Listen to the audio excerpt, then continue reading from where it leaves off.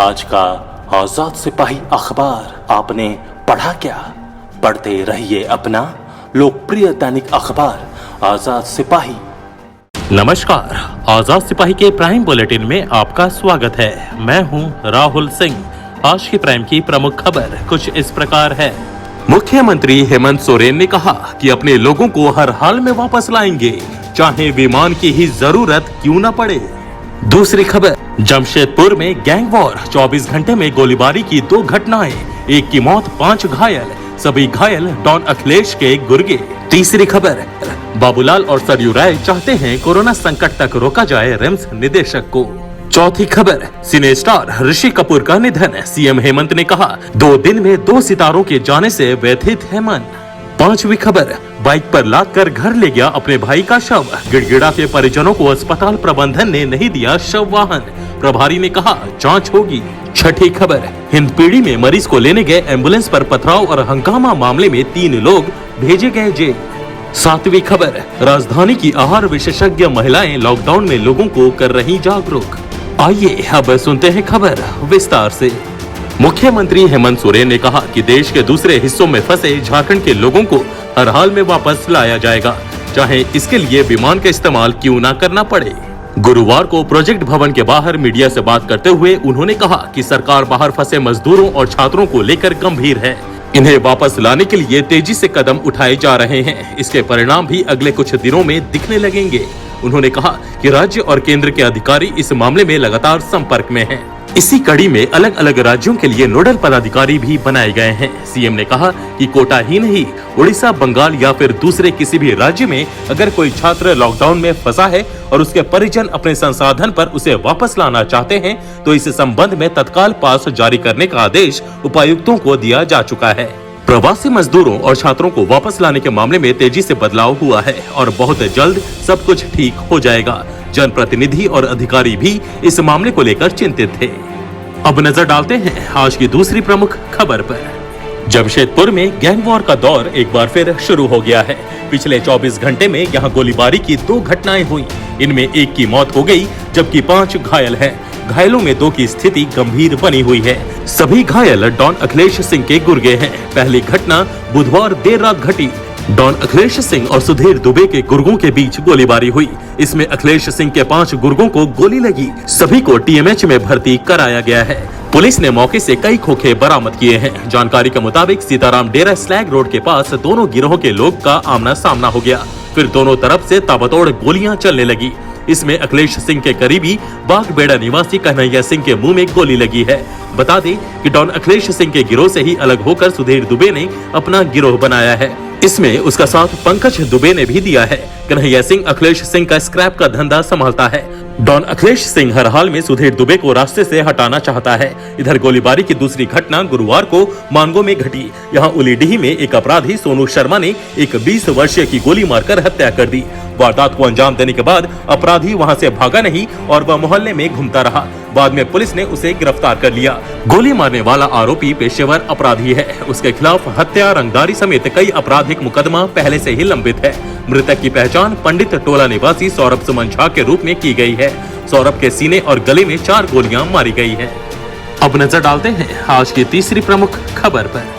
भाजपा विधायक दल के नेता बाबूलाल मरांडी एवं निर्दलीय विधायक चाहते हैं कि कोरोना संकट तक रिम्स निदेशक डॉक्टर डीके सिंह को रोका जाए। बाबूलाल ने कोरोना आपदा के दौरान रिम्स निदेशक डॉक्टर डीके सिंह के तबादले को रोके जाने का आग्रह राज्य सरकार से किया है। सीएम हेमंत सोरेन को लिखे पत्र में उन्होंने कहा है कि निदेशक के तबादले से संबंधित जो संचिका आपके पास विचाराधीन है उस पर कोई कार्रवाई करने के बजाय उन्हें उनके पद पर फिलहाल बनाए रखे। कोरोना की स्थिति सामान्य होने पर उनके तबादले पर अंतिम निर्णय लिया जाए। इससे राज्य सरकार और वर्तमान निदेशक दोनों की प्रतिष्ठा बढ़ेगी। बाबूलाल मरांडी के अनुसार पिछले 2 दिनों से रिम्स निदेशक डॉक्टर डीके सिंह को विरमित करने को लेकर राजधानी में जो घटनाक्रम रहा है वह अनुचित है। इधर विधायक सरयू राय ने राज्य सरकार से कोरोना संकट के दौरान रिम्स निदेशक डॉक्टर डीके सिंह को राज्य में ही रोकने की मांग की है। उन्होंने कहा कि निदेशक का चयन एम्स भटिंडा के लिए किया गया है। इसके बाद राज्य सरकार उन्हें पद मुक्त करना चाहती है। उन्होंने कहा कि कोरोना संकट काल तक के लिए निदेशक को रिम्स में रोकना चाहिए। सरयू राय ने कहा कि कोरोना संकट के बाद ही उनका योगदान एम्स भटिंडा में सुनिश्चित कराया जाए। अब नजर डालते हैं आज की चौथी प्रमुख खबर पर। भारतीय सिनेमा के विरले सितारे ऋषि कपूर का निधन गुरुवार को हो गया। उनके निधन से न केवल बॉलीवुड बल्कि पूरा देश शोक में डूबा हुआ है। उनके करोड़ों फैन के लिए यह बड़ा झटका है। झारखंड में भी उनके लाखों फैन हैं। सभी अपने अपने अंदाज में सोशल मीडिया पर अपने महान कलाकार को श्रद्धांजलि दे रहे हैं। मुख्यमंत्री हेमंत सोरेन ने भी दुख जताया है। ट्विटर पर उन्होंने लिखा है कि फिल्म जगत के महान अभिनेता ऋषि कपूर के देहांत से मन व्यथित है। विगत 2 दिन में देशवासियों ने अपने 2 अद्भुत कलाकारों को खो दिया। परमात्मा उनकी आत्मा को शांति प्रदान करे। वहीं स्वास्थ्य मंत्री बन्ना गुप्ता ने कहा कि सिने जगत के स्टार अभिनेता ऋषि कपूर के निधन की सूचना से स्तब्ध हूँ।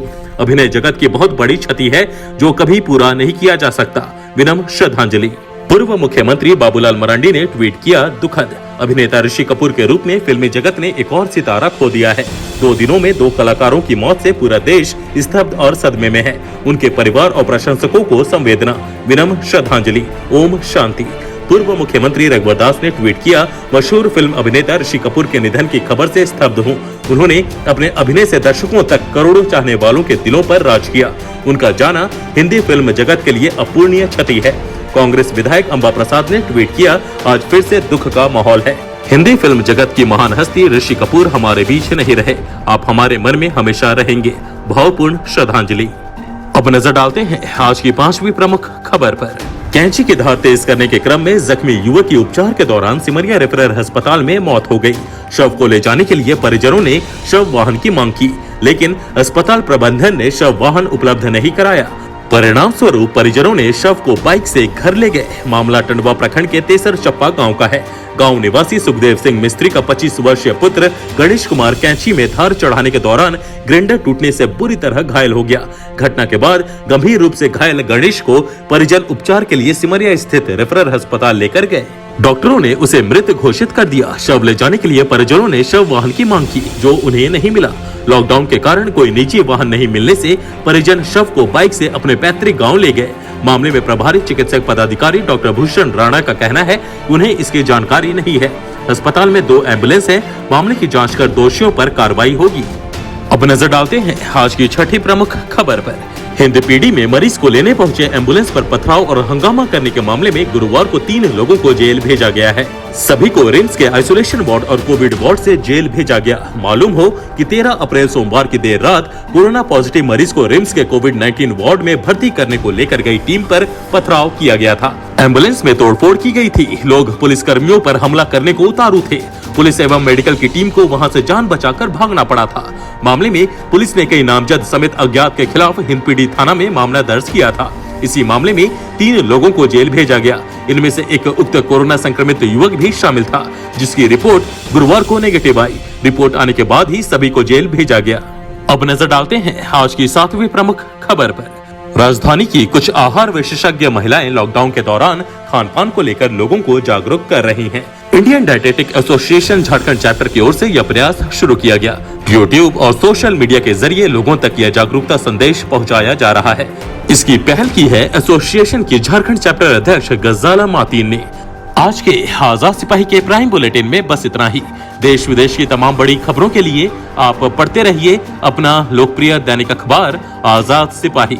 और हाँ, आप हमारे इस YouTube चैनल को सब्सक्राइब करना ना भूलें। जुड़े रहिए आजाद सिपाही के साथ। धन्यवाद।